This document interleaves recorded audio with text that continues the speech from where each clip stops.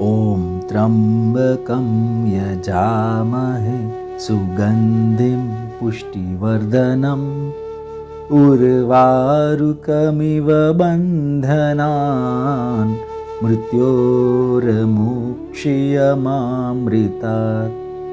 કરોડો બ્રહ્માંડોના નાયક આશુતોષ મહાદેવના દિવ્ય ચરિત્રોનું દિગ્દર્શન કરાવતી પવિત્ર કથા એટલે શિવ મહાપુરાણની કથા. સમસ્ત બ્રહ્માંડોમાં એકમાત્ર વ્યાપ્ત શિવ તત્વનું સૂક્ષ્મથી સૂક્ષ્મ નિરૂપણ કરતું મહર્ષિ વેદવ્યાસ રચિત મહાપુરાણ એટલે શિવ મહાપુરાણ. પૂજ્યપાદ સદગુરુ સ્વામી શ્રી નિર્દોષાનંદ સરસ્વતીજી મહારાજના કૃપાપાત્ર સદશિષ્ય સ્વામી શ્રી ભોલાનંદ સરસ્વતીજી મહારાજના સુરત મુકામે સંવંત 2080ના ચાતુર્માસ દરમિયાન તેઓ શ્રીના શ્રી મુખેથી પ્રવાહિત થયેલી શ્રી શિવ મહાપુરાણ કથા સત્સંગ સરિતા પૂજ્ય શ્રીની અત્યંત સરળ, ભાવભક્તિપૂર્ણ, સુસ્પષ્ટ અને સર્વગ્રાહ્ય સુમધુર વાણી દ્વારા વહેતી આ કથા સરિતા હૃદયમાં પ્રસ્ફુટિત કરે છે અદ્ભુત શિવચરણાનુરાગ.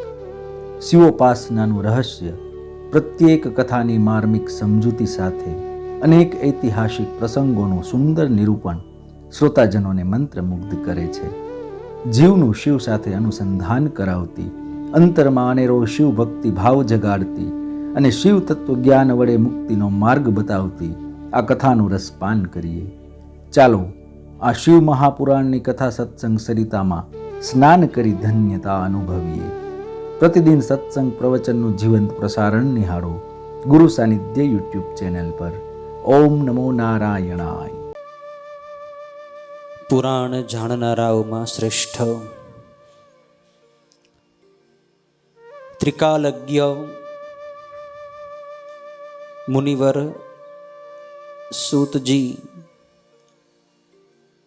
ભગવાન શિવના મહિમાથી ભરેલી શિવ મહાપુરાણની કથા પ્રયાગ નામના ક્ષેત્રમાં શૌનક વગેરે મોટા મોટા ઋષિઓ મહર્ષિઓને સંભળાવી રહ્યા છે. શૌનક વગેરે ઋષિઓને ભગવાન શિવનો મહિમા શું છે, શિવનું તત્વ શું છે એ વિશે જાણવાની જિજ્ઞાસા હતી. આથી જ્ઞાન સત્ર માટે એકત્રિત થયેલા એ બધાય ઋષિઓ એકઠા મળીને પ્રયાગરાજ તીર્થમાં આ સૂતજીને શિવ કથા વિશેના અનેક પ્રશ્નો કરે છે. સૂતજી એનો સુંદર પ્રત્યુત્તર આપે છે. શિવ મહાપુરાણની 7 સંહિતાઓમાંની પ્રથમ સંહિતા એટલે વિદ્યેશ્વર સંહિતા. આ વિદ્યેશ્વર સંહિતામાં આપણે સાંભળ્યું કે કળિયુગના જીવોના ઉદ્ધાર માટે ભગવાન શિવની આ કથા એ શ્રેષ્ઠ ઉપાય છે. શિવ કથાનું શ્રવણ કરવાથી માણસ મુક્તિને પામી જાય છે. સાધન, સાધ્ય અને સાધક એના વિશે પણ સૂતજીએ શૌનક વગેરે ઋષિઓને કથા સંભળાવી. સૂત શૌનક વગેરેનો સંવાદ ચાલી રહ્યો છે. એની અંતર્ગત સૂતજીએ કથા કરી હતી કે મારા ગુરુદેવ મહર્ષિ વેદવ્યાસજીને પણ મુક્તિના સાધન માટે સંશય હતો. મુક્તિનું જ્ઞાન એમને પ્રાપ્ત થયું નહોતું, એટલે એ પણ તપશ્ચર્યા કરી રહ્યા હતા. ત્યારે એમને ઉપદેશ આપવા માટે સનકાદિ કુમારો આકાશમાંથી પધાર્યા હતા. સનકાદિ કુમારોએ વ્યાસજીને આ કથા સંભળાવી હતી અને ભગવાન શિવના મુખ્ય ગણ એવા નંદીશ્વરે સનત કુમારોને આ જ્ઞાન આપ્યું હતું. નંદિકેશ્વર સનત કુમારોને જ્ઞાન આપે છે. સનત કુમારના ગુરુ ગણાય છે નંદિકેશ્વરજી. એ પવિત્ર સંવાદની અંતર્ગત આ બધા સંવાદો છે. તો શૌનક વગેરે ઋષિઓએ પ્રશ્ન કર્યો હતો કે જે લોકો મુક્તિનું સાધન એવા શ્રવણ, મનન, કીર્તન, નિધિધ્યાસન વગેરે સાધનો કરવામાં અશક્ત હોય, જે લોકો શિવની કથા સાંભળવા માટે જેને સમય ન હોય, શિવનું મનન ન કરી શકતા હોય, શિવનું કીર્તન, સ્તોત્રપાઠ વગેરે ન કરી શકતા હોય, ધ્યાન વગેરે ન કરી શકતા હોય, એવા મનુષ્યોના ઉદ્ધાર માટે કયો ઉપાય છે, કયું સાધન છે? એનો ઉત્તર સૂતજી આપ્યો હતો કે એનો ઉપાય ભગવાન શિવની પૂજા કરવી એ છે. શિવની પૂજા કરવાથી પણ માણસ મુક્તિ મેળવી લે છે. શિવ પૂજન શિવની ભક્તિમાં સૌથી મુખ્ય સાધન છે. શિવની પૂજા લિંગ અને મૂર્તિ બંનેમાં થઈ શકે છે, પણ બંનેમાં લિંગની પૂજા એ ઉત્તમ ગણાય છે. શિવ સાકાર હોવાથી તેની મૂર્તિ પૂજાય છે, શિવ નિરાકાર હોવાથી તેનું લિંગ પૂજાય છે. લિંગનો કોઈ આકાર, કોઈ ઘાટ વગેરે નથી હોતું.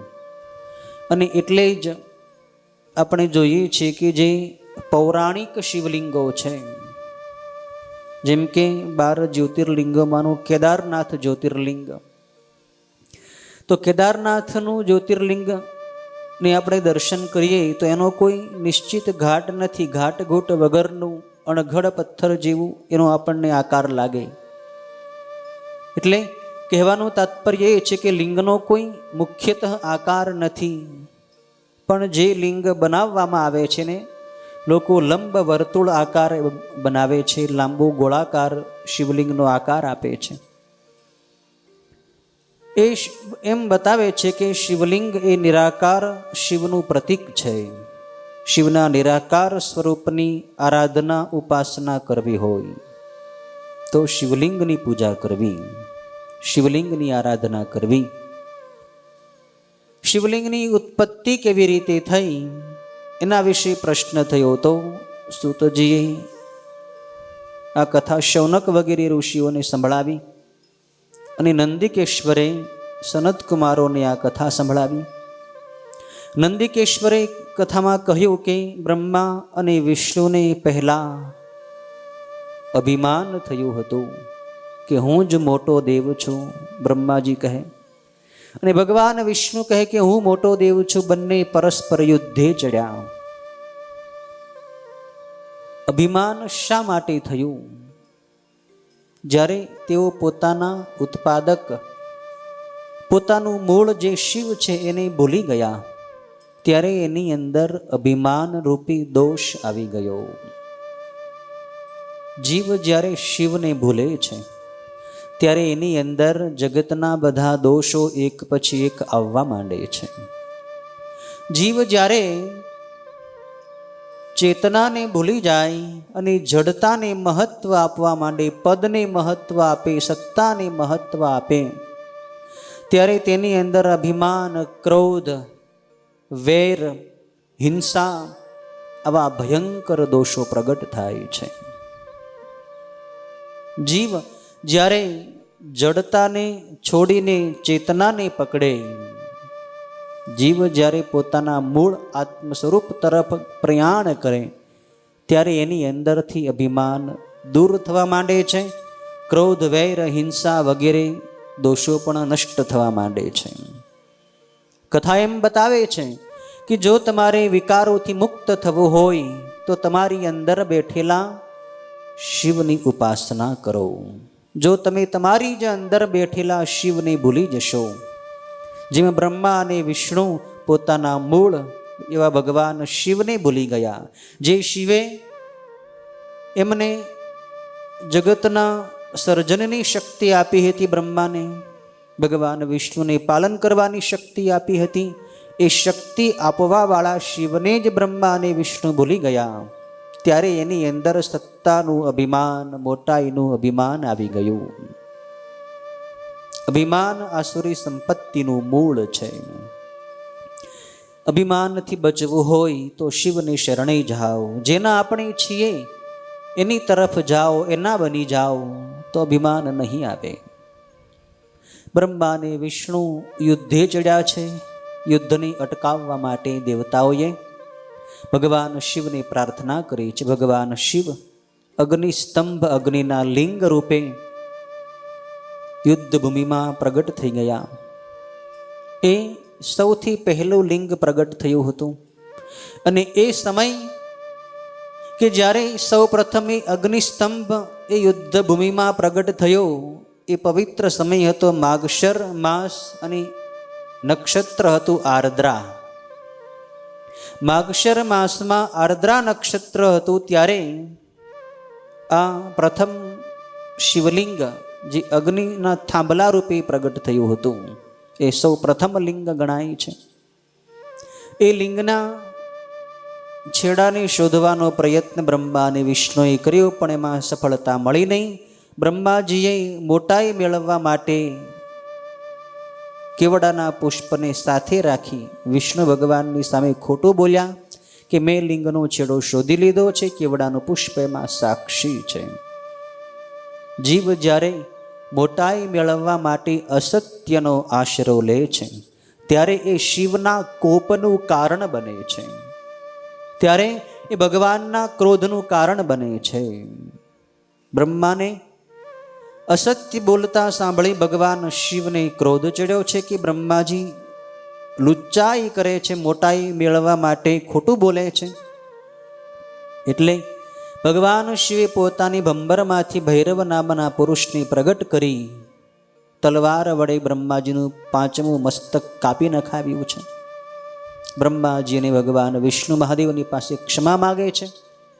ભગવાન વિષ્ણુની ઉપર તો મહાદેવ પ્રસન્ન હતા, કેમ કે તેમણે સત્યનો પક્ષ લીધો હતો. બ્રહ્માજીએ અસત્યનો પક્ષ લીધો માટે ભગવાને એમને શિક્ષા કરી કે એમની ક્યાંય પૂજા નહીં થાય, ક્યાંય એમનું મંદિર નહીં બને. પણ બ્રહ્માજી ભગવાનની સ્તુતિ કરી મહાદેવની, એટલે ભગવાને એને યજ્ઞમાં સ્થાન આપ્યું છે, યજ્ઞમાં ભાગ આપ્યો છે. કેવડાનું પુષ્પ પણ ખોટું બોલ્યું હતું, એટલે એમને પણ પોતાની પૂજામાંથી ભગવાને દૂર કર્યું છે, પૂજામાંથી એનો બહિષ્કાર કર્યો છે. પણ કેવડાના પુષ્પે ભગવાનની ક્ષમા માગી, એટલે ભગવાને એમને પોતાના લિંગની ઉપર ચંદ્રવા તરીકે સ્થાન આપ્યું છે, છત્ર તરીકે સ્થાન આપ્યું છે. આ કથા આપણે સાંભળી. હવે આવી રીતે ભગવાન શિવે બ્રહ્મા અને વિષ્ણુની ઉપર કૃપા કરી બંનેને ભગવાને દર્શન આપ્યા. પછી બ્રહ્મા અને વિષ્ણુએ મળીને ભગવાન શિવની સૌ પ્રથમ પૂજા કરી છે. શિવ દેવોના દેવ છે, મોટા દેવ છે. શિવે જ બ્રહ્મા અને વિષ્ણુને સર્જન અને પાલનનું કાર્ય સોંપ્યું હતું. ભગવાન શિવે જ બંનેના અભિમાનને દૂર કર્યું છે અને એમની બુદ્ધિને શુદ્ધ કરી છે. ત્યારે બ્રહ્મા અને વિષ્ણુ મળીને ભગવાન શિવની પૂજા કરે છે. સૌ પ્રથમ એ પૂજા થઈ, એટલે એ જે દિવસે પૂજા થઈ એ દિવસ એ ભગવાન શિવની ઉપાસનાનો સર્વશ્રેષ્ઠ દિવસ મહાશિવરાત્રિ તરીકે જગતમાં પ્રખ્યાત થયો છે. મહાશિવરાત્રિનું વ્રતનો પ્રારંભ ત્યાં એ દિવસથી થયો છે, જે દિવસે બ્રહ્મા અને વિષ્ણુએ ભગવાનની પૂજા કરી હતી. ભગવાન શિવે પ્રસન્ન થઈને બ્રહ્મા અને વિષ્ણુને કહ્યું કે તમે બંનેએ આજે જે મારી પૂજા કરી છે, માટે આ દિવસ પવિત્ર મહાશિવરાત્રિ તરીકે જગતમાં પ્રખ્યાત થશે. અને જે દિવસે મારું શિવલિંગ આ ધરાતલ ઉપર પ્રગટ થયું હતું, એ દિવસ માગશર માસમાં આર્દ્રા નક્ષત્રનો દિવસ. એટલે જ્યારે પણ માગશર માસ હોય અને આર્દ્રા નક્ષત્ર હોય, ત્યારે જે માણસ ભગવાન શિવની પૂજા કરે છે એને તમામ પ્રકારના પાપોમાંથી મુક્તિ મળી જાય છે અને એને ભગવાન શિવની પ્રાપ્તિ પણ થઈ જાય છે. ભગવાન શિવ એમ કહે છે, આ વિદ્યેશ્વર સંહિતાના 9મા અધ્યાયમાં મહાદેવ સ્વયં એમ કહે છે બ્રહ્મા અને વિષ્ણુને કે જે પુરુષ માગશર માસમાં આર્દ્રા નક્ષત્ર હોય ત્યારે પાર્વતી સહિત મારી મૂર્તિનું કે લિંગનું દર્શન કરે એ મને કાર્તિક કુમારથી પણ વધારે વહાલો થાય છે. એ શુભ દિવસે મારા માત્ર દર્શન કરવાથી જ ઘણું ફળ થાય છે. પણ જો એ દિવસે પૂજન થાય તો વાણીથી ન વર્ણવી શકાય એટલું બધું ફળ મળે છે. હે બ્રહ્મા અને વિષ્ણુ, આ તમારી રણભૂમિના મેદાન ઉપર હું લિંગ રૂપે પ્રગટ થયો છું. તેથી તે લિંગવાળું આ સ્થળ લિંગ સ્થાન નામે પ્રસિદ્ધ થશે. આ થાંભલો આદિ અને અંત વિનાનો છે. તેથી હે પુત્રો, જગતના લોકોને દર્શન અને પૂજન માટે માત્ર અણુ જેટલો નાનો બનશે. આ લિંગ ભોગ આપનારું હોય, ભક્તિ તથા મુક્તિનું એક સાધન છે. તેમજ દર્શન, સ્પર્શ અને ધ્યાન કરવાથી પ્રાણીઓને જન્મ અને મૃત્યુના ફેરામાંથી છોડાવી દે છે. આ લિંગ અગ્નિના પર્વતની માફક પ્રગટ થયું છે. તેથી આ અરુણાચલ નામે પ્રસિદ્ધ થશે. આ અરુણાચલ નામનું તીર્થ અહીંયા પ્રસિદ્ધ થશે અને અહીં લગભગ ઘણું મોટું તીર્થ થશે. અને અહીં વસવાથી તેમજ મૃત્યુ પામવાથી પ્રાણીઓની મુક્તિ પણ થશે. જે લોકો આ અરુણાચલ ક્ષેત્રમાં, અરુણાચલ ક્ષેત્ર એટલે જે અરુણાચલ નામનું રાજ્ય છે એ નહીં, પણ તામિલનાડુની અંદર આ જે સ્થાન આવેલું છે, અરુણાચલ નામનો પર્વત છે મોટો, એ પર્વત જ આખો આ લિંગ રૂપે પ્રગટ થયો હતો. અને વર્તમાનમાં કળીકાળમાં એ પર્વત જ ભગવાન શિવનું આદિ લિંગ કહેવાય છે. તમે હાલમાં ત્યાં જશો તો ત્યાં તમને ભગવાન શિવનું બહુ મોટું શિવાલય ત્યાં જોવા મળે છે. એ અરુણાચલ નામનું શિવલિંગ ત્યાં પ્રસ્થાપિત થયેલું છે. અને એમ કહેવાય છે કે બધા જ્યોતિર્લિંગોના દર્શન કરવાથી, પૂજન કરવાથી જે ફળ મળે છે એ જ ફળ એ અરુણાચલેશ્વર મહાદેવના દર્શન અને પૂજનથી પ્રાપ્ત થાય છે. કેમ કે એ સૌથી પ્રથમ લિંગ ત્યાં પ્રગટ થયેલું છે તામિલનાડુ ક્ષેત્રમાં. અહીંયા કોઈ લોકો મૃત્યુ પામે એ અરુણાચલ ક્ષેત્રમાં એને મુક્તિ મળે છે. અને ત્યાં જે લોકો રહે એને પણ મુક્તિ મળે છે. ભગવાન શિવ કહે છે કે અહીંયા રથયાત્રા વગેરે અનેક કલ્યાણકારી ઉત્સવો થશે. સર્વ બાજુ મનુષ્યોનો વાસ થશે. અને અહીંયા સર્વદા દાન અને જપ કરવાથી એ કરોડ ગણા થશે. આ ક્ષેત્રની અંદર કોઈ જપ કરે એનું કરોડ ગણું ફળ પ્રાપ્ત થાય, કોઈ દાન કરે એનું પણ કરોડ ગણું ફળ એને પ્રાપ્ત થાય છે. મારા બીજા સર્વ તીર્થોથી પણ આ તીર્થ ઘણું મોટું થશે. કારણ કે અહીંયા કેવળ મારું સ્મરણ કરવાથી જ મુક્તિ મળશે. માટે આ ક્ષેત્ર સર્વથી ઘણું મોટું, ઘણું જ સુશોભિત, સર્વ કલ્યાણથી પૂર્ણ અને સર્વની મુક્તિ આપનારું પવિત્ર તીર્થ છે.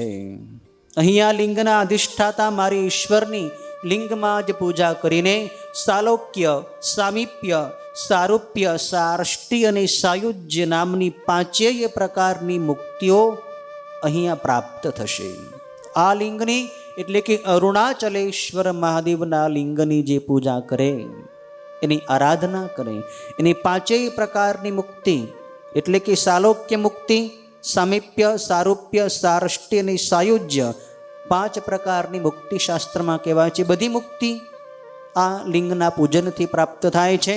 સાલોક્ય મુક્તિ એટલે ભગવાન શિવના લોકમાં જીવનો વાસ થાય, સાલોક્ય મુક્તિ કહેવાય છે.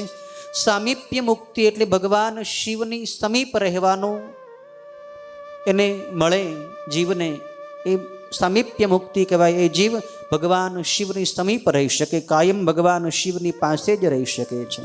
સારૂપ્ય મુક્તિ એટલે ભગવાનની જેવું રૂપ એને પ્રાપ્ત થાય. સાર્ષ્ટિ મુક્તિ એટલે ભગવાન શિવનું જેવું ઐશ્વર્ય છે એવું જ ઐશ્વર્ય એ જીવને પ્રાપ્ત થાય, એ સાર્ષ્ટિ મુક્તિ છે. અને સાયુજ્ય નામની પાંચમી મુક્તિ સૌથી શ્રેષ્ઠ પ્રકારની મુક્તિ કે જેમાં જીવ શિવની અંદર ભળી જાય છે. જીવ અને શિવ બંને અલગ નથી રહેતા, જીવ શિવની અંદર વિલીન થઈ જાય, સમાઈ જાય, એ સાયુજ્ય મુક્તિ છે. આ પાંચેય પ્રકારની મુક્તિ આ અરુણાચલેશ્વર મહાદેવના પૂજનથી જીવ પ્રાપ્ત કરી શકે છે.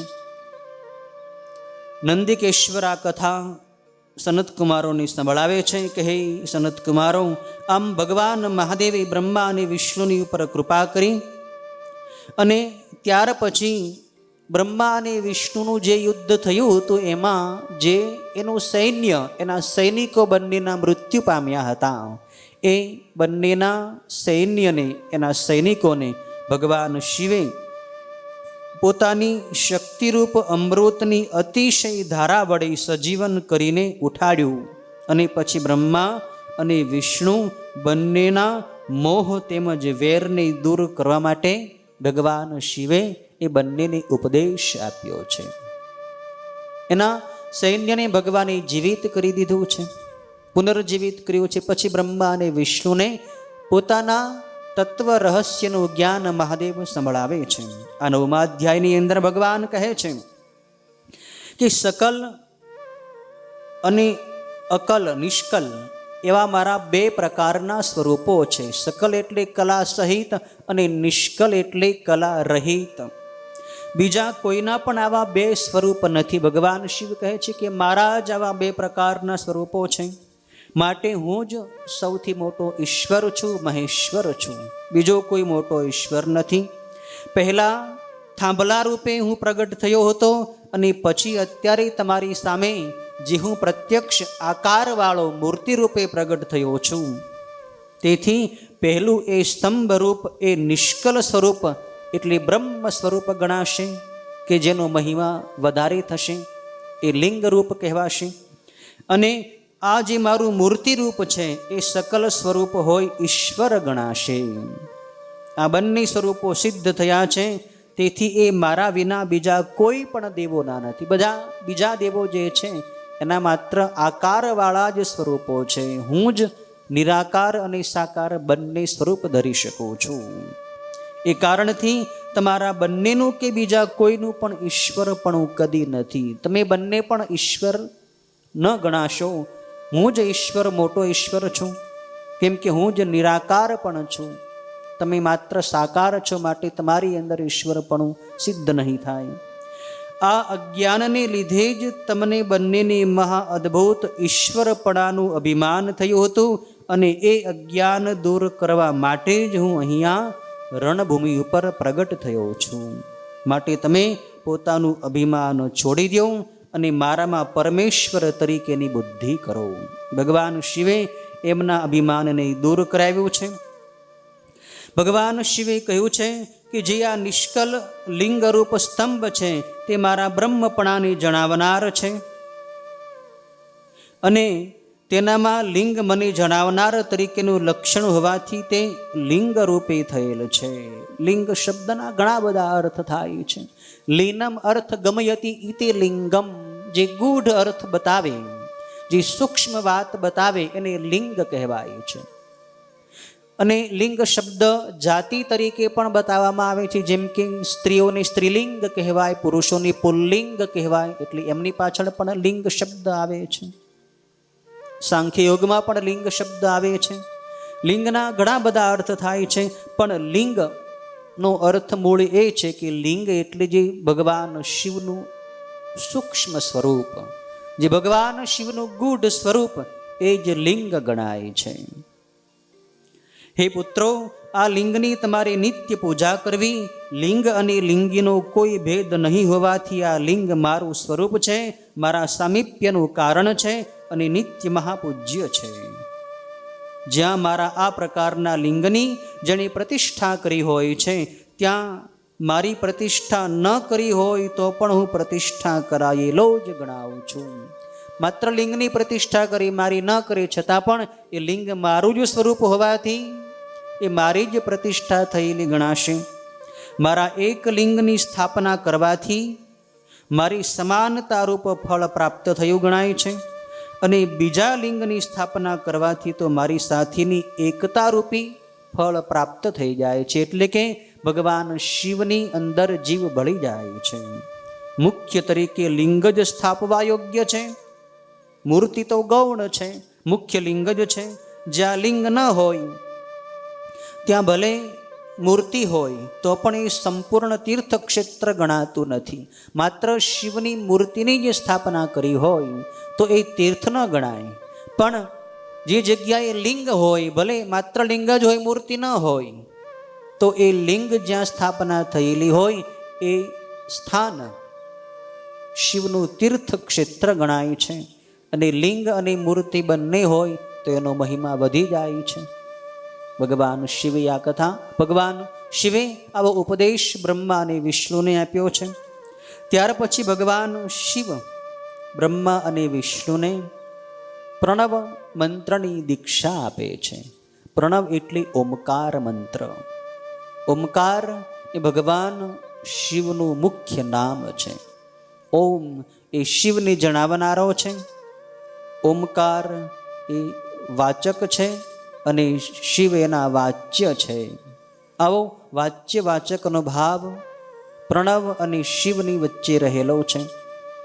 બ્રહ્મા અને વિષ્ણુને ભગવાન શિવે આ 10મા અધ્યાયની અંદર કથા આવે છે કે ભગવાન શિવે એને ઉત્તર દિશામાં મુખ રાખીને બેસાડ્યા છે. ભગવાન શિવે ગુરુ બનીને જેમ સદગુરુ પોતાના શિષ્યને મંત્ર દીક્ષા આપે એ રીતે ભગવાન શિવે બ્રહ્મા અને વિષ્ણુને ઓમકાર મંત્રની દીક્ષા આપી છે. બ્રહ્મા અને વિષ્ણુએ એકાગ્ર ચિત્ત થઈ, પવિત્ર ચિત્ત થઈ એ મંત્રની દીક્ષા પ્રાપ્ત કરી છે. અને ભગવાન શિવની અંદર સદગુરુ તરીકેની ભાવના કરી છે કે શિવ અમારા ગુરુ છે. આ કથા અહીં આવે છે. ભગવાન શિવ ઓમકારનો મહિમા બતાવતા બ્રહ્મા અને વિષ્ણુને કહે છે કે હે બ્રહ્મા અને વિષ્ણુ, સૃષ્ટિ, સ્થિતિ, સંહાર, તિરોભાવ અને અનુગ્રહ આ 5 મારા જગત સંબંધી કાર્યો છે. ભગવાન શિવના આ 5 કાર્યો છે. કયા? એક તો સૃષ્ટિનું સર્જન કરવું, પછી એનું પાલન કરવું, પછી એનો સંહાર કરવો, પછી એ સંહાર કરેલા જે જીવો હોય એનો તિરોભાવ કરવો, એટલે કે એની ઉર્ધ્વગતિ, એની પ્રગતિ કરવી, એ ચોથું કાર્ય. અને પ્રગતિ કરતાં કરતાં છેલ્લી સૌથી શ્રેષ્ઠ પ્રગતિ કઈ? તો કે જીવને મુક્તિ મળી જાય, શિવની પ્રાપ્તિ થઈ જાય, એ મોક્ષ રૂપી 5મું કર્મ છે. આ 5 કર્મો આ જગતના મુખ્ય કર્મો છે. જગતનું સર્જન થાય, પાલન થાય, સંહાર થાય, એનો વિકાસ થાય અને પછી જીવને મોક્ષ મળી જાય. આ 5 કાર્યો ભગવાન કહે છે કે મારા 5 મુખ્ય કાર્યો છે. આ 5 કાર્યોમાંથી પ્રથમ કાર્ય બ્રહ્માજીને ભગવાને સોંપ્યું. બીજું કાર્ય સૃષ્ટિનું પાલન પોષણ કરવાનું એ ભગવાન વિષ્ણુને સોંપેલું છે, મહાદેવી. ત્રીજું કાર્ય જગતનો સંહાર કરવાનું એ રુદ્રને સોંપેલું છે. ચોથું કાર્ય જગતનો તિરોભાવ કરવો એ મહેશ્વર દેવને ભગવાને કાર્ય સોંપેલું છે. અને 5મું જે સૌથી શ્રેષ્ઠ કાર્ય મુક્તિ આપવાનું કાર્ય છે એ ભગવાન શિવે કોઈને સોંપ્યું નથી. એ ભગવાન શિવે પોતાના હાથમાં રાખ્યો છે. એટલે કે મુક્તિ ભગવાન શિવ જ બધા જીવોને આપે છે. મુક્તિ બીજા કોઈ ન આપી શકે. બ્રહ્મા, વિષ્ણુ, રુદ્ર, મહેશ્વર એ બધા જગતનું સર્જન, પાલન, સંહાર, તિરોભાવ કરે, પણ મુક્તિ ભગવાન શિવ પોતે આપે છે. ભગવાન શિવ કહે છે કે આ મારા 5 મુખ્ય કર્મો છે. આ 5ને બીજો કોઈ ચૂપચાપ વહન કરે છે તો તે દરવાજાના પ્રતિબિંબને જેમ વહે તેમ કેવળ નામનું જ વહન કરે છે. સર્ગથી માંડી જે 4 કર્મો છે એ સંસારને ફેલાવનારા છે. અને 5મું કર્મ જે મોક્ષ છે એ મુક્તિ આપનાર છે. અને એ મારામાં જ રહેલું છે. હું જ મોક્ષ બધાને આપું છું. મારા ભક્તો આ કર્મોની 5 મહાભૂતોમાં જુએ છે. પૃથ્વીમાં સૃષ્ટિ એટલે કે સર્જન શક્તિ છે. જળમાં સ્થિતિ છે. અગ્નિમાં સંહારનું કાર્ય છે. પવનમાં તિરોભાવ છે, એટલે કે પવન જ્યારે વાય ત્યારે બધી વસ્તુઓ ઊંચે ઉડવા માંડે છે અને આકાશમાં અનુગ્રહ રહ્યા છે, એટલે કે આકાશ બધાની ઉપર અનુગ્રહ કરે છે, મોક્ષ આપે છે. જેમ કે પૃથ્વી વડે સર્વ ઉત્પન્ન કરાય છે, પૃથ્વીમાં જ બધી વનસ્પતિઓ ઉગે છે, જળથી વનસ્પતિની વૃદ્ધિ થાય છે, તેજથી સર્વનો નાશ થાય છે, વાયુ વડે વસ્તુ બધી ખસેડાય છે અને આકાશથી સર્વનું અનુગ્રહણ થાય છે. એમાં વિદ્વાનોએ જાણવું, આ 5 કર્મો યોગ્ય રીતે થાય એ હેતુથી મારા મુખ પણ 5 છે. ભગવાન શિવના મુખ પણ 5 છે. 4 દિશાઓમાં 4 મુખો છે, પૂર્વ, પશ્ચિમ, ઉત્તર, દક્ષિણમાં, અને 5મું મુખ એની વચ્ચે ઉર્ધ્વ ભાગમાં, એટલે કે અધર આકાશમાં રહેલું છે. એ હે પુત્રો, આવી રીતે મારા 5 મુખ છે. સૃષ્ટિ તથા સ્થિતિ નામના અતિ પ્રિય 2 કર્મો તમે તપ વડે પ્રસન્ન થયેલા મારી પાસેથી ભાગ્ય રૂપે મેળવ્યા છે. તમે બંને તપ કર્યું હતું અને એના ફળ સ્વરૂપે મેં તમને બંનેને બ્રહ્માને સર્જન અને વિષ્ણુને પાલન કરવાનું કાર્ય સોંપ્યું છે. એ જ રીતે રુદ્ર અને મહેશ્વરે સંહાર અને તિરુભાવ નામના 2 કર્મો મેળવ્યા છે. પણ અનુગ્રહ એટલે કે મુક્તિ નામનું જે શ્રેષ્ઠ કર્મ છે એ બીજા કોઈથી મેળવી શકાતું નથી. તમે કાળને વશ થઈને પહેલાના 2 કર્મો છેક ભૂલી ગયા છો, પણ રુદ્ર અને મહેશ્વર પોતાના એ કાર્ય ભૂલી ગયા નથી. આ કારણે રુદ્ર અને મહેશ્વરના રૂપમાં, વેશમાં, કાર્યમાં, વાહનમાં, આસનમાં તેમજ આયુષ્ય વગેરેમાં મેં મારી સાથે એમની સમાનતા કરી છે. જે કાર્ય હે બ્રહ્મા અને વિષ્ણુ મેં તમને સોંપ્યું હતું સર્જન અને પાલનનું, એ કામને તમે ભૂલી ગયા હતા, એટલે તમારું સ્વરૂપ મારા કરતાં અલગ પ્રકારનું થઈ ગયું. પણ રુદ્ર અને મહેશ્વરને જે કાર્ય મેં સોંપ્યું હતું, વિનાશ કરવાનું અને વિકાસ કરવાનું, એ બંને કાર્યોને એ મહેશ્વર અને રુદ્ર બંને કરી રહ્યા છે. એટલે એનું સ્વરૂપ, એનું રૂપ મારી જેવું જ રહ્યું છે. મારું જેવું સ્વરૂપ છે, જટાધર, ગંગાધર, ભાલચંદ્ર, ત્રિનેત્ર, વાગાંબર, ગજાંબર, એવું જ સ્વરૂપ મહેશ્વરનું પણ છે, રુદ્ર દેવતાનું પણ છે. પણ તમે બંને તમારા કાર્યોને ભૂલી ગયા હતા, માટે તમારા સ્વરૂપ મારાથી અલગ પ્રકારના થઈ ગયા છે. હે પુત્રો, મારું ધ્યાન છોડવાથી તમને આવી મૂઢતા પ્રાપ્ત થઈ છે. પણ જો તમને ખાસ જ્ઞાન હોત તો મહેશ્વરની જેમ આમ ન થાત અને રૂપ પણ મારા જેવું દિવ્ય જ રહેત. માટે મારું જ્ઞાન સિદ્ધ કરવા હવે પછી તમે મારો ઓમકાર નામનો મંત્ર જપો. ઓમકાર મંત્ર જપવાથી તમને મારું ધ્યાન સિદ્ધ થશે અને મારું જ્ઞાન પણ થઈ જશે.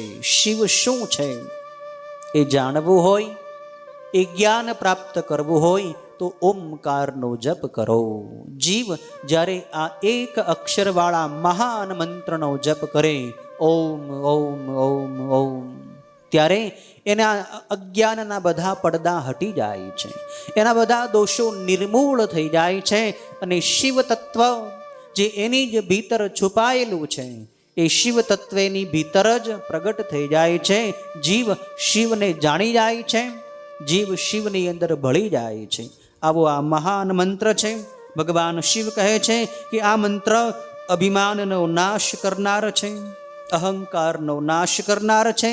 અહંકાર જ્યાં સુધી જીવની અંદર હોય ત્યાં સુધી એ શિવની અંદર ભળી શકતો નથી. અહંકાર જીવને શિવથી અલગ રાખે છે, પણ ઓમકાર અહંકારનો નાશ કરે છે અને જીવ શિવની એકતા કરાવી દે છે. ઓમકાર મંત્ર મહામંગલ રૂપ છે. મેં જે એનો ઉપદેશ કર્યો છે અને મારું જ્ઞાન કરાવનારી મંત્ર પ્રથમ મારા મુખમાંથી ઉત્પન્ન થયો છે. એ ઓમકાર વાચક છે અને હું તેનો વાચ્ય છું, એટલે એ મંત્ર મારું સ્વરૂપ જ છે. ઓમકાર એ શિવનું જ સ્વરૂપ છે, તેનું સ્મરણ એ મારું જ સ્મરણ ગણાય છે. તમે ઓમકારને યાદ કરો તો શિવને જ યાદ કર્યાનું ફળ મળે છે. ઓમ ક્યાંક લખેલો હોય એના તમે દર્શન કરો તો શિવના જ દર્શન કર્યાનું ફળ મળે છે. શિવનું મુખ્ય ઓમકાર સ્વરૂપ છે. ઓમકારનો અકાર મારા ઉત્તર તરફના મુખથી, ઉકાર પશ્ચિમ તરફના મુખથી, મકાર દક્ષિણ તરફના મુખથી, બિંદુ પૂર્વ તરફના મુખથી, તેમજ નાદ એ વચ્ચેના મુખથી, એમ તે ઓમકાર 5 પ્રકારે પ્રગટી એક રૂપ થઈને ઓમ એમ એક અક્ષર રૂપ થયો છે. ઓમકારની અંદર 5 સૂક્ષ્મ અક્ષરો છે. અ, ઉ, મ, બિંદુ અને નાદ. આ 5 પ્રકારના જે અક્ષરો છે એનું મિશ્રણ થયું, એની સંધિ થઈ અને જે એક અક્ષર રૂપ મંત્ર બન્યો એ મંત્ર એટલે ઓમકાર.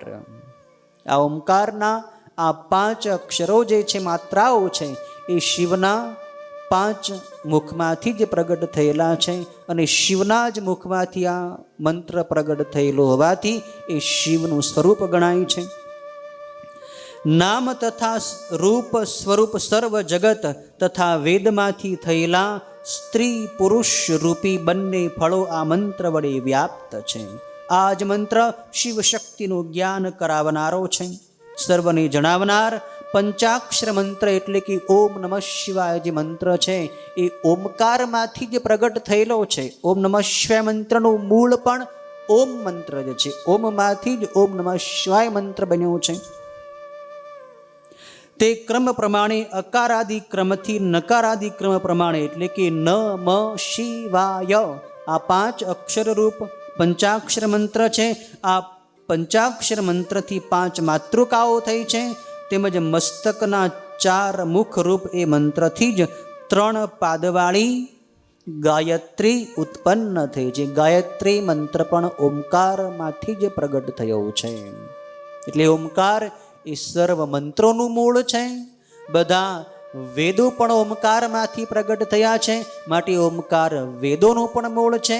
જેટલી ભાષાઓ જગતની અંદર બોલાય છે એ બધી ભાષાઓ પણ ઓમકારમાંથી જ પ્રગટ થઈ છે, માટે ઓમકાર એ સર્વ ભાષાઓનું પણ મૂળ છે. સર્વ વાંગ્મય જે આ જગતની અંદર પ્રવર્તે છે એ સર્વનું મૂળ આ ઓમકાર છે.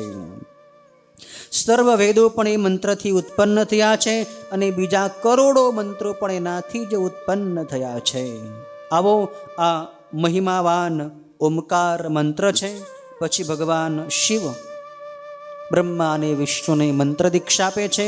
એની કથા નંદીશ્વર સનતકુમારોને કરી રહ્યા છે કે પાર્વતી સહિત એ મહાદેવી સદગુરુ બનીને ઉત્તર દિશા તરફ મુખ રાખીને બેઠેલા બ્રહ્મા અને વિષ્ણુની આગળ વચ્ચે એક આડું વસ્ત્ર રાખી તેમજ એ બંનેના મસ્તકની ઉપર હાથ મૂકી ધીરે ધીરે તેમને શ્રેષ્ઠ ઓમકાર મંત્રનો ઉપદેશ આપ્યો છે. ભગવાન શિવે પોતાનો વરદસ્ત બ્રહ્મા અને વિષ્ણુના મસ્તક ઉપર રાખ્યો છે.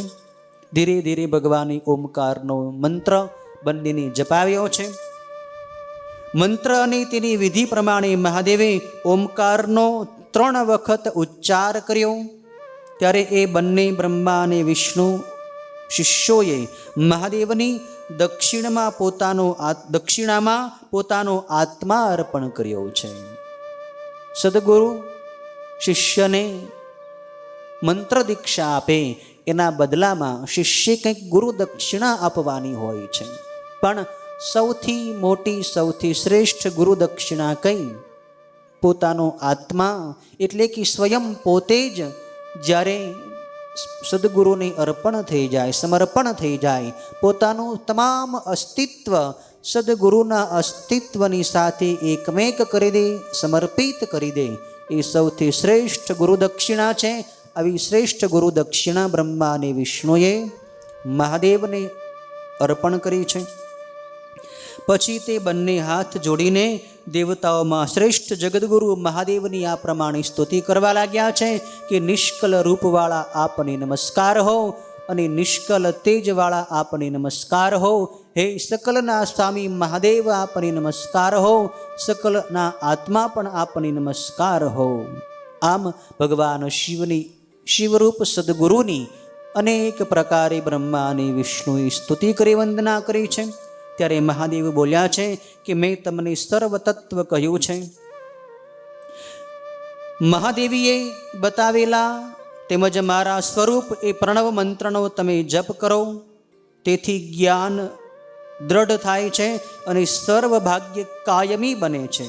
આર્દ્રા નક્ષત્ર તેમજ 14 એ મંત્ર જપવાથી તેનું અવિનાશી પુણ્ય ફળ પ્રાપ્ત થાય છે. જ્યારે સૂર્યની ગતિ શ્રેષ્ઠ આર્દ્રા નક્ષત્રમાં હોય ત્યારે એ મંત્રનો એક વારનો પણ જપ કરોડ ગણું ફળ આપે છે. જ્યારે મૃગશીર્ષ નક્ષત્રનો અંત ભાગ હોય અને પુનર્વસુ નક્ષત્રનો આદિ ભાગ હોય ત્યારે એ મંત્રનો જપ તેમજ તેની પૂજા, હોમ અને તર્પણ કરવાથી પણ આર્દ્રા નક્ષત્રની જેમ જ એનું ફળ મળે છે. હે બ્રહ્મા અને વિષ્ણુ, 14 જો પ્રદોષ કાળે વ્યાપેલી હોય અને જો તે બીજી તિથિ સાથે જોડાઈ હોય તો વધારે શ્રેષ્ઠ ગણાય છે. મારું પૂજન કરનાર માટે લિંગ અને મૂર્તિ બંને સમાન છે, છતાં લિંગ ઉત્તમ છે. માટે મોક્ષ ઈચ્છનારા મુમુક્ષુ જીવોએ મૂર્તિ કરતાં શ્રેષ્ઠ એવા શિવલિંગનું જ પૂજન કરવું. શિવલિંગની પૂજા મૂર્તિની પૂજા કરતાં શ્રેષ્ઠ છે. એ લિંગનું પૂજન ઓમકાર મંત્રથી કરવું અને મૂર્તિનું પૂજન પંચાક્ષર મંત્રથી કરવું. કોઈ પણ મંત્ર તમને ન આવડે તો ઓમ મંત્ર વડે શિવલિંગની બધી પૂજા તમે કરી શકો છો.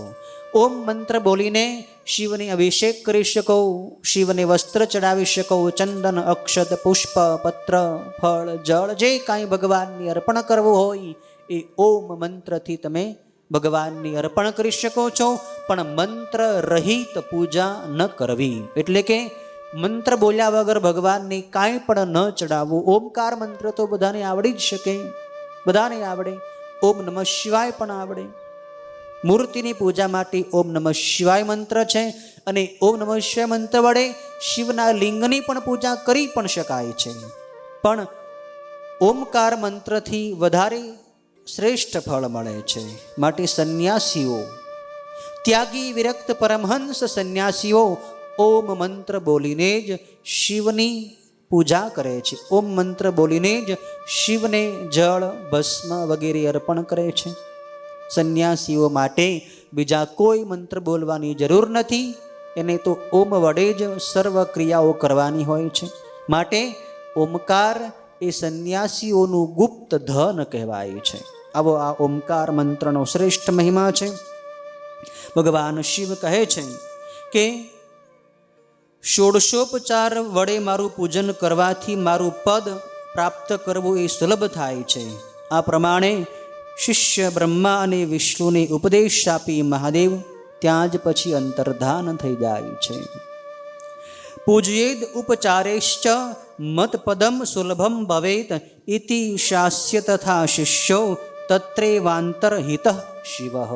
આવી રીતે 10મા અધ્યાયની અંદર ભગવાન શિવે બ્રહ્મા અને વિષ્ણુને જે મંત્ર દીક્ષા અર્પણ કરી એનો મહિમા, એની વાત બતાવી છે અને ઓમકાર મંત્રનો મહિમા વર્ણવ્યો છે. 11મા અધ્યાયમાં ઋષિઓ સ્તુતજીને પ્રશ્નો કરે છે કે શિવલિંગની સ્થાપના, શિવલિંગના પ્રકારો અને શિવલિંગની પૂજા કેવી રીતે કરવી, શિવલિંગના પ્રકાર કેટલા બધા છે, શિવલિંગની સ્થાપના કેવી રીતે કરવી અને શિવના લિંગની ઉપર મંદિર એટલે કે શિવાલય કેવી રીતે બનાવવું અને શિવની પૂજા કરવાથી શું ફળ મળે છે. આવા ઘણા બધા પ્રશ્નો ઋષિઓ કરે છે. ત્યારે સ્તુતજી એનો સુંદર ઉત્તર આપે છે કે હે શૌનક વગેરે ઋષિઓ, હું તમને સંભળાવું છું, તમે ધ્યાન દઈને સાંભળો. અનુકૂળ સમય હોય, શુભ પવિત્ર સમય હોય ત્યારે પવિત્ર તીર્થમાં કે જળાશયના કિનારે જ્યાં નિત્ય પૂજન થઈ શકે ત્યાં ઈચ્છા પ્રમાણે લિંગ સ્થાપવું.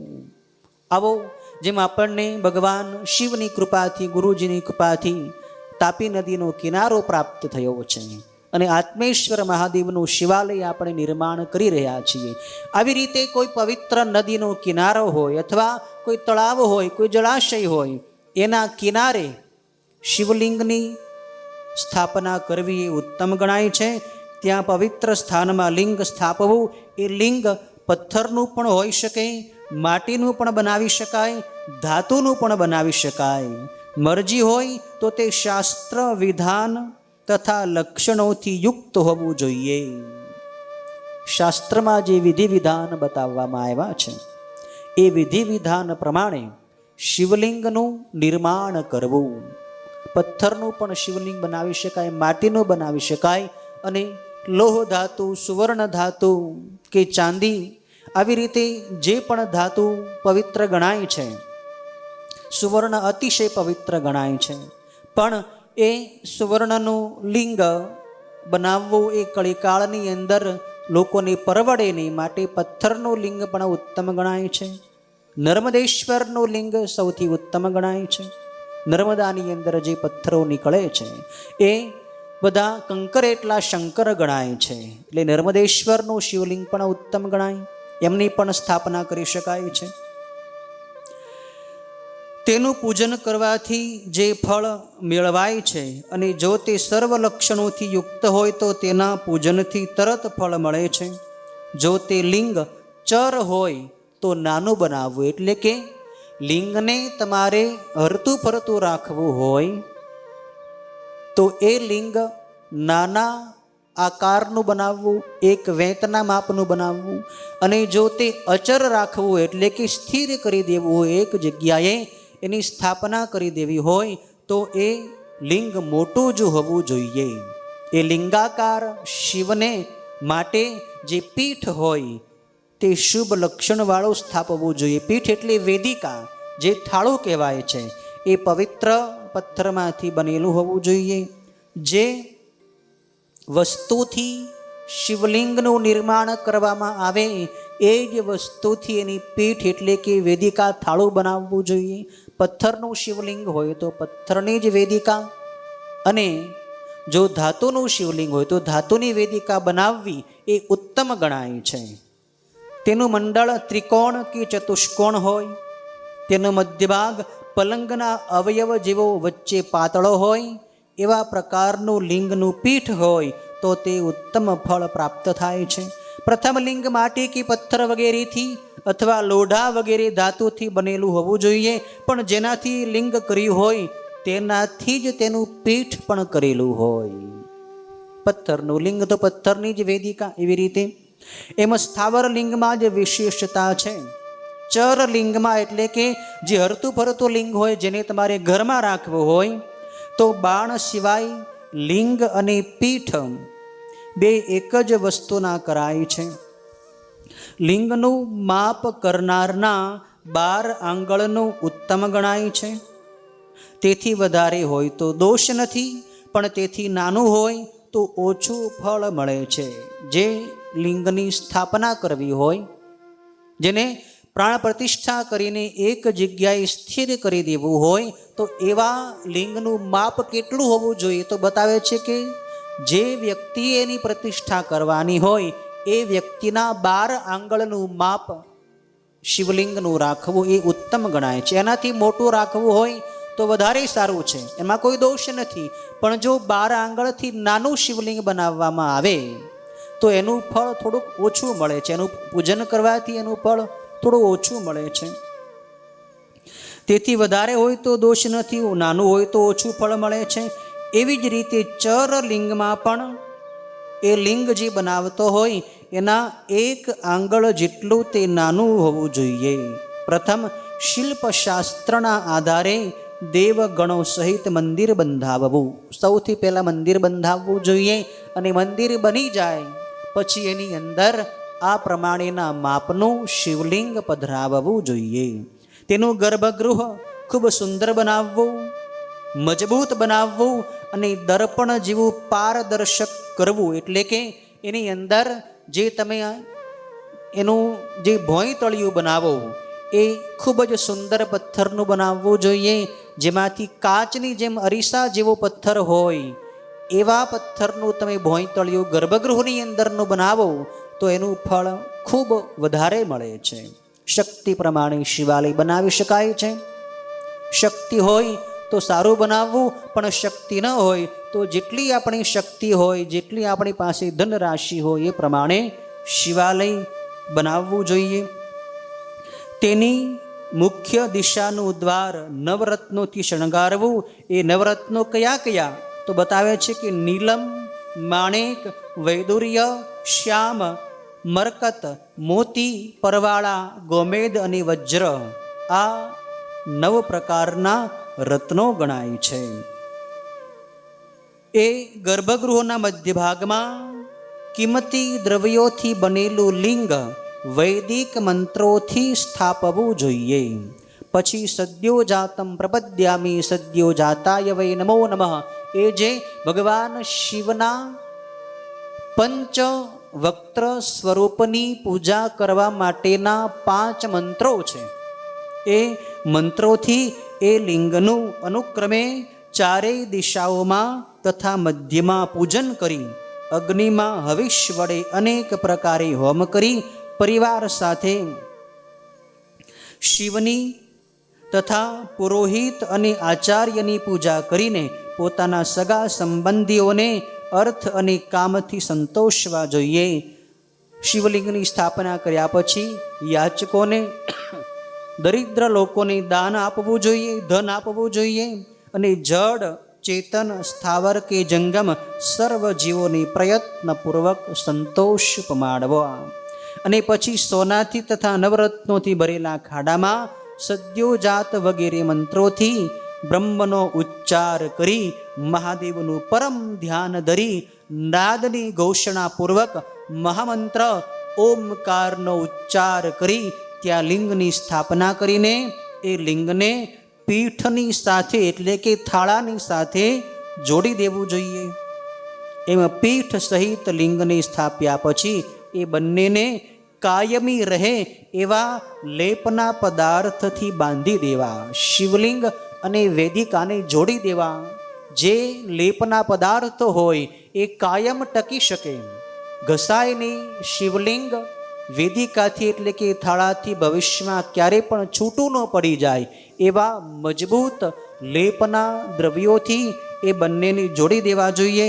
અને પછી ત્યાં જ ખૂબ મોટો ઉત્સવ, શિવકથા, બધાની ભોજન પ્રસાદ, અખંડ ધૂન વગેરે મોટા મોટા કાર્યો, મોટા મોટા ઉત્સવ વગેરે સત્કર્મો એ પ્રતિષ્ઠા વખતે, શિવલિંગની પ્રતિષ્ઠા વખતે કરવા જોઈએ. પછી પંચાક્ષર મંત્ર વડે પણ ભગવાન શિવની આરાધના કરવી. એ મૂર્તિ ગુરુ પાસેથી લેવી અથવા સાધુ પુરુષોએ પૂજેલી હોય તેવી મેળવવી. કોઈ સંતો મહાત્માઓના વરદ હસ્તે અથવા સંતો પાસેથી લિંગ મેળવીને એની સ્થાપના કરવી જોઈએ. એ ઉત્તમ ગણાય છે. એમ લિંગમાં તથા મૂર્તિમાં કરેલી પૂજા ભગવાન શિવના પદને આપનારી થાય છે. અને એકંદરે જોતા લિંગ તો આ જગતની અંદર ઘણા બધા છે. અહીંયા સુતજી, શૌનક વગેરે ઋષિઓને બતાવે છે કે લિંગ મુખ્યત્વે 2 પ્રકારના છે, સ્થાવર અને જંગમ. વૃક્ષ, વેલા વગેરેના જે ઝુંડ છે એ બધા શિવના જ સ્થાવર લિંગ ગણાય છે. વૃક્ષો એ શિવલિંગનું જ સ્વરૂપ છે એમ બતાવે છે. અને કૃમિ, કીડા વગેરે જે હરતા ફરતા જીવો છે એ શિવના જંગમ લિંગ ગણાય છે, હરતા ફરતા લિંગ ગણાય છે. સ્થાવરની સેવા કરવી અને જંગમની તૃપ્તિ કરવી, તે સુખની ઈચ્છાથી શિવ પૂજા કરવી એમાં વિદ્વાનો કહે છે. શિવના લિંગની નીચે જે વેદિકા છે, જે પીઠ છે, એ અંબા સ્વરૂપ, પાર્વતી સ્વરૂપ છે. અને શિવનું લિંગ ચૈતન્ય સ્વરૂપ છે, શિવનું સ્વરૂપ છે. જેમ મહાદેવ પાર્વતીને ધારણ કરીને રહે છે તેમ આ લિંગ નિરંતર પીઠને ધારણ કરીને રહે છે. એમ મહાલિંગની સ્થાપના કરીને શક્તિ પ્રમાણે ષોડશોપચારથી તેની નિત્ય પૂજા કરવી અને ત્યાં ધજા, તોરણ વગેરે બંધાવવા. શિવના લિંગની ષોડશોપચાર પૂજામાં કયા કયા દ્રવ્યો આવે છે એની વાત અહીં કહે છે. ષોડશ ઉપચાર એટલે કે 16 દ્રવ્યોથી, 16 વસ્તુઓથી ભગવાન શિવની પૂજા કરવી એ ષોડશોપચાર પૂજા ગણાય છે. એ ષોડશોપચારમાં 16 વસ્તુ આ પ્રમાણે છે: આવાહન, આસન, અર્ઘ્ય, પાદ્ય, આચમન, અભ્યંગ સ્નાન, વસ્ત્ર, ગંધ, ધૂપ, દીવો, નૈવેદ્ય, આરતી, પાનબીડું, નમસ્કાર અને વિસર્જન, આમ ષોડશોપચારથી પૂજન કરાય છે. અથવા અર્ઘ્યથી માંડીને નૈવેદ્ય સુધીનું વિધિ પ્રમાણે પૂજન કરવું. અભિષેક, નૈવેદ્ય, નમસ્કાર અને તર્પણ શક્તિ પ્રમાણે હંમેશા કરવા જોઈએ. એ પણ શિવનું પદ આપનાર છે. આ રીતે આ અધ્યાયની અંદર ભગવાન શિવના પૂજનની ઘણી બધી વિધિ બતાવવામાં આવી છે. ભગવાન શિવનું પૂજન એ જીવને મુક્તિ આપનાર સર્વશ્રેષ્ઠ સાધન છે. ભાવથી પોતાના મનને શિવને અર્પણ કરીને પૂજા કરાય તો એક જ પૂજન કરવાથી મુક્તિ મળી જાય છે. એમાં પણ શિવરાત્રિનો પર્વ હોય ત્યારે શિવની પૂજા, શિવના લિંગની પૂજા કરાય તો તેનું ફળ અનંત ગણું પ્રાપ્ત થાય છે. આવી રીતે ભગવાન શિવની પૂજા, શિવની ઉપાસનાનો દિવ્ય ઉપદેશ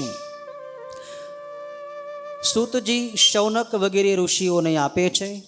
ત્યાર પછી ઋષિઓને પ્રશ્ન થાય છે કે ભગવાન શિવના લિંગો તો ઘણા બધા છે. આ ભારત ભૂમિમાં તો શિવલિંગ ઘણી બધી જગ્યાએ છે, અસંખ્ય જગ્યાએ છે. તો એ બધા જે શિવના લિંગો છે એમાં મુખ્ય શિવલિંગો કયા કયા, શિવના મુખ્ય તીર્થ ક્ષેત્રો કયા કયા છે, એ મારે સાંભળવાની જિજ્ઞાસા છે. ત્યારે સૂતજી આ શૌનક વગેરે ઋષિઓને શિવના તીર્થક્ષેત્રોનો મહિમા 12મા અધ્યાયમાં આવતીકાલથી સંભળાવશે.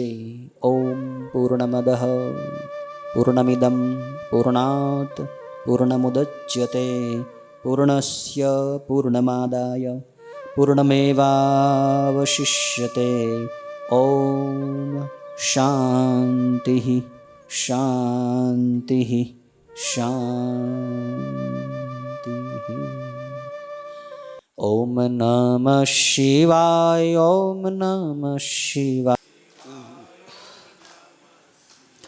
ઓમ નમઃ શિવાય. ઓમ નમઃ શિવાય. ઓમ હર હર ભોલે નમઃ શિવાય. ઓમ હર હર ભોલે નમઃ શિવાય. ઓમ નમઃ શિવાય. ઓમ નમઃ શિવાય. ઓમ નમઃ શિવાય. ઓમ નમઃ શિવાય. ઓમ હર હર ભોલે નમઃ શિવાય. ઓમ હર હર ભોલે નમઃ શિવાય. ઓમ નમઃ શિવાય. ઓમ નમઃ શિવાય. ઓમ નમઃ શિવાય. ઓમ નમઃ શિવાય. ઓમ હર હર ભોલે નમઃ શિવાય. ઓમ હર હર ભોલે નમઃ શિવાય. ઓમ નમઃ શિવાય. ઓમ નમઃ શિવાય. ઓમ નમઃ શિવાય. ઓમ નમઃ શિવાય. ઓમ હર હર ભોલે નમઃ શિવાય. ઓમ હર હર ભોલે નમઃ શિવાય. ઓમ નમઃ શિવાય. ઓમ નમઃ શિવાય. ઓમ નમઃ શિવાય. ઓમ નમઃ શિવાય. ઓમ હર હર ભોલે નમઃ શિવાય. ઓમ હર હર ભોલે નમઃ શિવાય. ઓમ નમઃ શિવાય. ઓમ નમઃ શિવાય. ઓમ નમઃ શિવાય. ઓમ નમઃ શિવાય. ઓમ હર હર ભોલે નમઃ શિવાય. ઓમ હર હર ભોલે નમઃ શિવાય. ઓમ નમઃ પાર્વતી પતયે. હર હર મહાદેવ.